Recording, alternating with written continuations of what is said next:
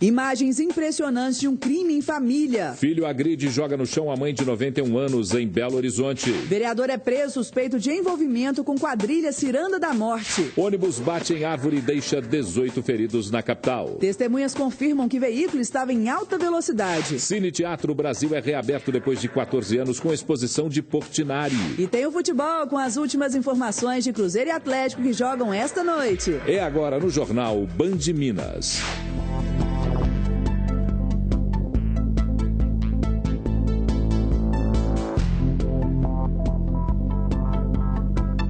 Boa noite. Boa noite. 18 pessoas ficaram feridas em um acidente com um ônibus hoje na capital. Passageiros disseram que o veículo estava em alta velocidade.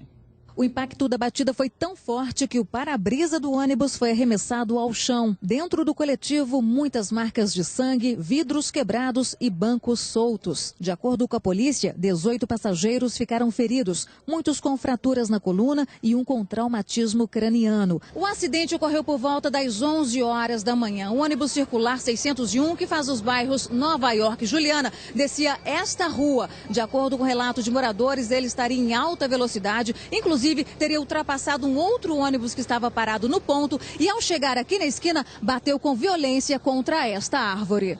Parentes de vítimas que não quiseram aparecer denunciaram que este motorista teria sido orientado pela empresa a assumir a culpa e o que conduzia o ônibus se dispersou no meio da confusão. A assessoria da BH Trans informou que vai apurar, junto com a Polícia Militar, as circunstâncias do acidente com a linha 601.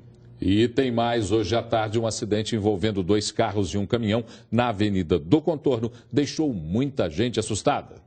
O acidente foi por volta de 2 da tarde e ocorreu no cruzamento das avenidas do Contorno com Bernardo Guimarães, no bairro Funcionários. Entre os envolvidos e testemunhas, versões diferentes para as causas do acidente. O sinal abriu, eu fui seguir meu caminho normal para o trabalho e o caminhão passou em cima. Versão contestada por seu Ramiro. Cortou os carros da frente que estava ali e anda o sinal. Abri para ele, atravessou na minha frente. Não teve como eu evitar o acidente, não, mãe. Cláudia, que estava com o carro estacionado próximo ao local, também teve o veículo atingido. É muito desagradável, né? Está parado, um local permitido, né? Tudo certinho, com faixa azul e tal. E chega aqui, tem esse prejuízo enorme. O tacógrafo do caminhão foi recolhido e estava, segundo os agentes de trânsito, em situação irregular. Aqui você vê que aqui ele já girou. Ele já girou em cima, girou em cima. Marcando em cima. Não tem nem jeito de você falar. Mas não dá para saber a velocidade. No momento não, porque já rodou várias vezes, né? O tacógrafo você tem que ter trocado por dia. Todo dia tem que ser um tacógrafo diferente. 24 horas. O dele já passou de 5, 6 dias, já no mesmo, não foi trocado, não tem data, então totalmente irregular. Apesar do susto, houve apenas prejuízos materiais.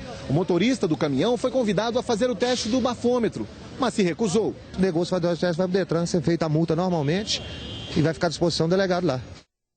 Um perito da Polícia Civil e a namorada dele foram assassinados pelo filho do policial, que está preso depois de confessar o crime. Alessandro Gomes Silva e Janine Michele Veiga morreram com disparos na cabeça. O casal foi assassinado em uma fazenda na zona rural de Curvelo, na região central de Minas. O atirador Matheus Rocha Gomes da Silva, de 18 anos, esse aí que você está vendo, fugiu com dinheiro, cartões bancários das vítimas, uniformes da Polícia Civil, notebook com celulares, a arma usada no crime, uma TV e o carro do pai. Segundo o delegado que investiga o caso, o jovem confessou o crime em depoimento e disse que a briga começou porque o pai queria forçá-lo a estudar.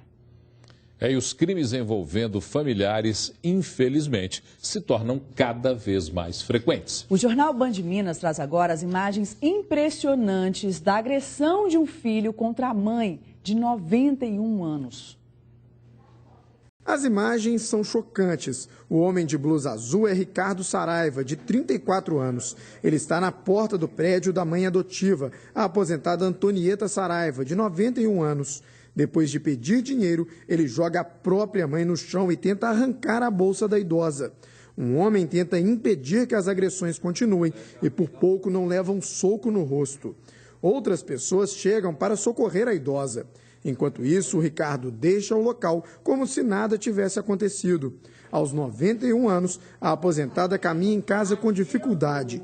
As agressões deixaram marcas nos braços. Eu empurrão, eu caí, mas isso já passou, já ficou no esquecimento, já é passado.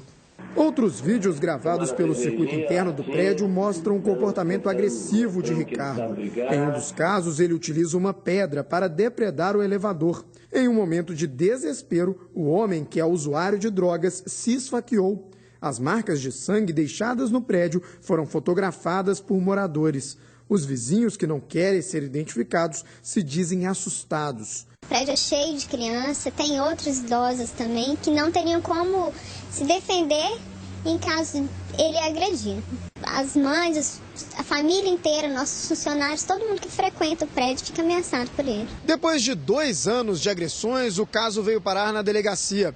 O objetivo é evitar que o agressor se aproxime da vítima. A lei não estipula uma metragem fixa, mas normalmente os juízes têm deferido estipulado em torno de 200 metros. São cerca de 20 boletins de ocorrência contra Ricardo. O que surpreende é que a própria vítima evita acusar o filho das agressões. Segundo a aposentada, a mãe deve perdoar. Toda mãe que é mãe, perdoa. Não é? Eu não sou mãe rancorosa, definitivamente. É meu filho e a gente tem que se entender. Aconteça o que acontecer. Mas nem mesmo o perdão da mãe pode aliviar a situação do agressor.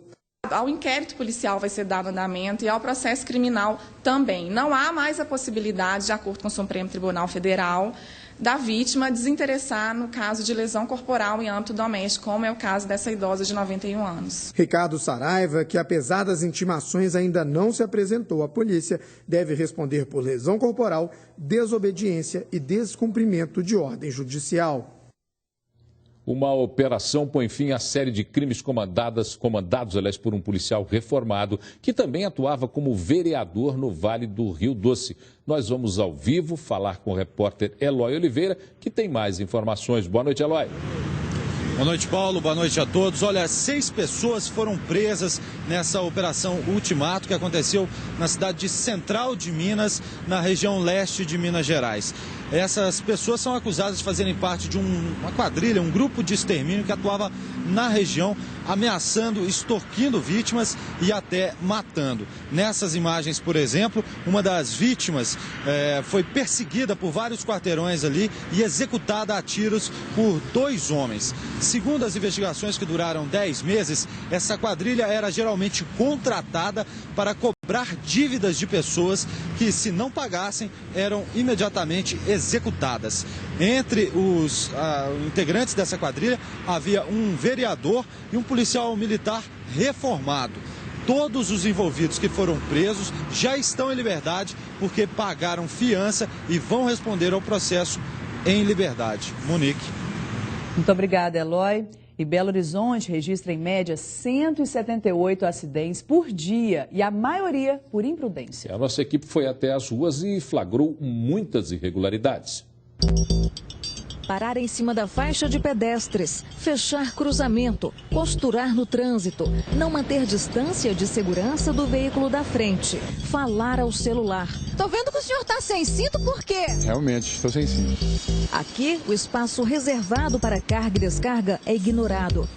Há 10 anos, Leia trabalha na recepção de um prédio comercial na região Centro-Sul e já perdeu a conta de tantos motoristas que querem ser espertinhos na hora de estacionar o carro. Falta de respeito, né? Eles não respeitam as leis, né?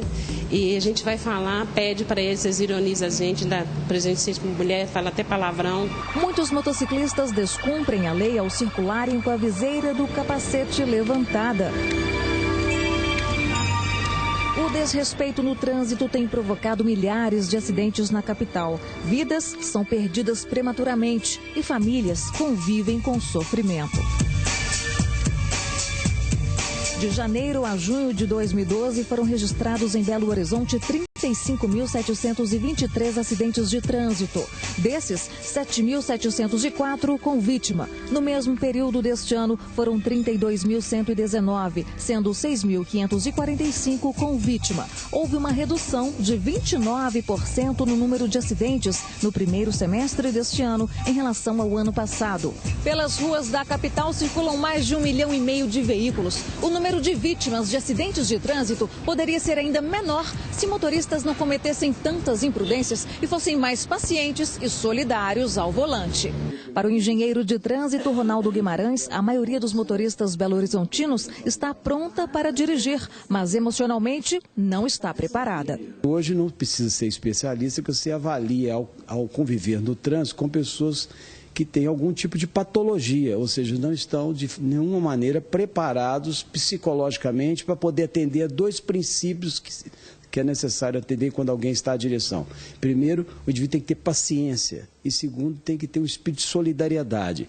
O especialista defende campanhas educativas voltadas para a preparação psicológica. E o Detran teria que ter algum instrumental que avaliasse não só a questão da capacidade do indivíduo de dominar a máquina, mas também a capacidade do indivíduo de conviver com problemas como congestionamento, estresse no trânsito. As pessoas têm que estar preparadas para isso. Mas paciência e solidariedade deveriam fazer parte do dia a dia do trânsito na cidade. Eu sou motorista profissional, então tem que respeitar. Eu respeito bastante. Sinto, tô aqui quietinho, tô de boa.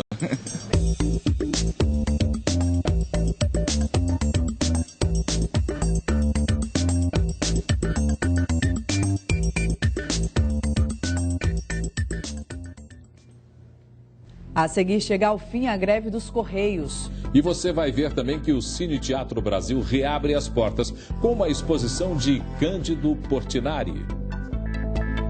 Agora são 7h01. Você vê imagens da Avenida Cardeal Eugênio Pacelli em Contagem, na trincheira de Contagem. À sua direita, sentido Betim, o trânsito flui normalmente. Nós voltamos já já.